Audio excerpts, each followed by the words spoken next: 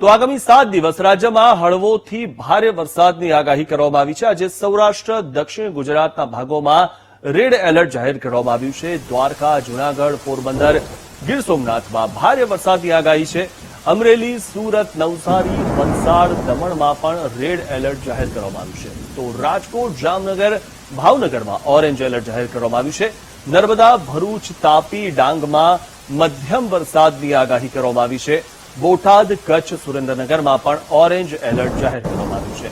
તો અમદાવાદ, આણંદ, પંચમહાલ, વડોદરામાં હળવો વરસાદ થવાની આગાહી કરવામાં આવી છે। સાથે જ યલો એલર્ટ પણ જાહેર કરવામાં આવ્યું છે। રાજ્યમાં સરેરાશ 6% ઓછો વરસાદ નોંધાયો છે।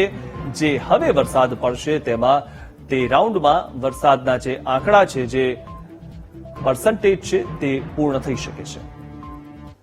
आने वाले 7 दिनों के लिए जो गुजराती स्टेट के लिए फोरकास्ट है वो गुजरात स्टेट के सारे डिस्ट्रिक्ट कवर हैं, जिसमें लाइट टू मॉडरेट रेन का पूर्वानुमान है। और वार्निंग की बात करेंगे तो आज के लिए डे 1 के लिए जहां पर एक्सट्रीमली हेवी रेनफॉल की वार्निंग और साथ में रेड अलर्ट दिया गया है वो डिस्ट्रिक्ट है सूरत, नवसारी, वलसाड़, दमन और दादरा नगर हवेली।